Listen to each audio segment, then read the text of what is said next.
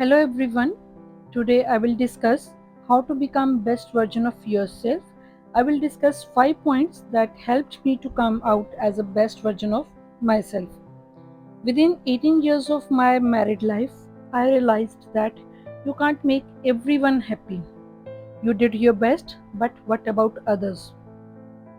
वो जोक आपने सुना होगा कि मैंने सड़क पार करवाई तो उस आदमी ने मुझे पीट डाला। क्यों भाई?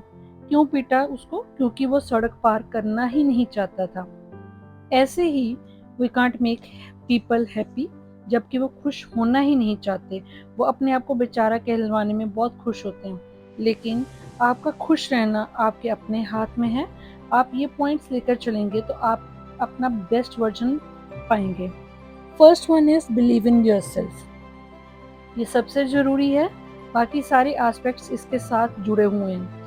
आपने अभी अगर न्यू जर्नी बिगिन की है तो ज़रूरी नहीं है आपको सब कुछ आता हो, आप सब कुछ मैनेज कर सकते हो, ये ज़रूरी नहीं है। But you can improve yourself, there is always a hope of improvement.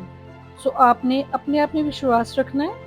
कई बार आपको ताने मारे जाएंगे, कई बार खरी खोटी सुनाई जाएगी, लेकिन आप उस स्पाइडर की तरह अपने आप में विश्वास रखो और जितनी बार नीचे गिरो उससे डबल स्पीड से ऊपर उठो। बिलीव मी, ये वो सारी बातें हैं जो मैंने खुद में अपनाई हैं, खुद में प्रैक्टिस की है और उसके बाद मैं आपके साथ डिस्कस कर रही हूँ। Second point I would like to discuss is say no to others. जी हाँ, से नो टू अदर्स, दूसरों को नो कहना सीखें। हाँ, पर पॉजिटिव चीज़ के लिए, अच्छी चीज़ के लिए। ये नहीं कि कोई आपसे इंसानियत के नाते हेल्प की उम्मीद रखता है और आप उसकी मदद ना करें। से नो मीन्स दूसरों के लिए हर समय अवेलेबल रहना, अपने ज़रूरी काम छोड़कर। मैं अगर यहाँ अपनी बात करूँ तो स्कूल जॉब से आकर हर एक को खुश रखने के लिए जुट जाना, रात रात भर जागना, अपना स्कूल का काम रात भर बैठ के फिनिश करना, कोई भी मेरे उसमें मेरी हेल्प नहीं करता था।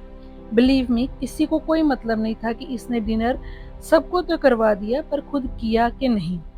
हाँ, किचन साफ है, कपड़े सिमट गए, अलमारी में लग गए, ये ज़रूर देखा जाता था।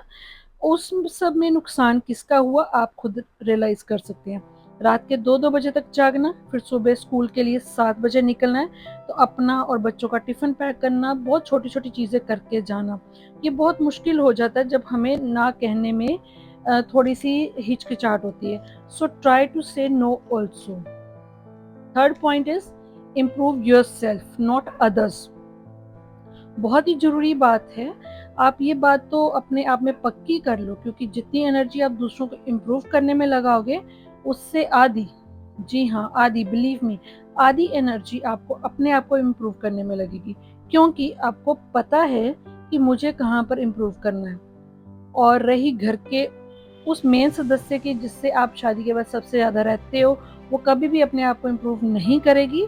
So focus on yourself not on her.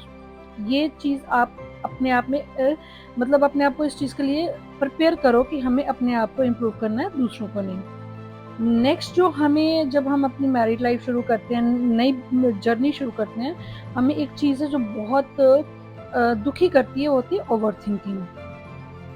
Over thinking एक ऐसा पॉइंट है जिस पे बहुत चर्चा हो सकती है, राइट? Stop over thinking. मैं ये काम करूँ तो ये हो जाएगा, मैं ये करूँगी तो वो क्या सोचेंगे, दुनिया क्या सोचेगी, सोसाइटी क्या कहेगी, सब मेरे बारे में क्या सोचेंगे।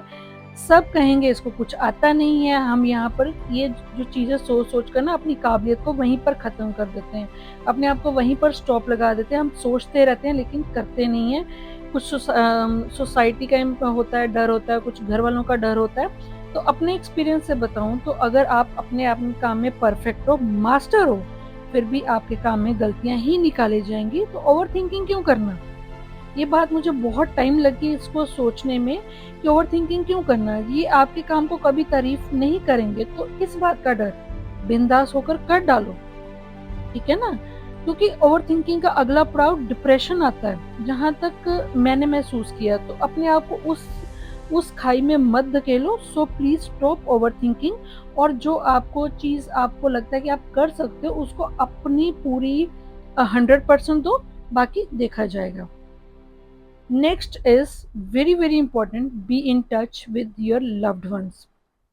ये एक बहुत ही गंभीर पॉइंट है। जिसको मैंने अपनी लाइफ में कई साल तक इग्नोर किया। किस लिए इग्नोर किया? दूसरों को खुश रखने में, दूसरों को खुश करने में जुटी रही। पर अब समझ आया, जिसने ये चीज़ अब जाकर समझ आ रही है कि जिसने आपको समझना है वो आपको 1 महीने में ही समझ जाएगी, लेकिन जो आपको समझना ही नहीं चाहती या चाहता, उसको सालों साल लग जाएंगे आपको समझने में, आपको अपनी फैमिली का मेंबर मानने में, राइट? तो इस चक्कर में मैंने अपने कई लव्ड वंस को इग्नोर किया, ये सोचकर ये तो अपने ही है, ये तो मुझे समझते हैं, ये तो मुझे समझ जाएंगे कि मैं बहुत बिजी हूँ। लेकिन जब वो अपने इतनी दूर चले जाते हैं, भगवान के पास चले जाते हैं, तो फिर हमारे पास उनको याद करने के अलावा कुछ नहीं रहता। फिर हम उनके साथ बात करने को तरसते हैं। हम इसी उम्मीद में रहते हैं कि वो आएँ, हमारे साथ बात करें, वापस आएँगे, कभी हमें हमें उनके मुँह से आवाज़ सुनेंगे अपनी, जो हम बचपन में सुनते थे। ये कभी नहीं होता है। So please keep in touch with your loved ones. बाकी ये ज़िंदगी है, ये चलती ही रहेगी।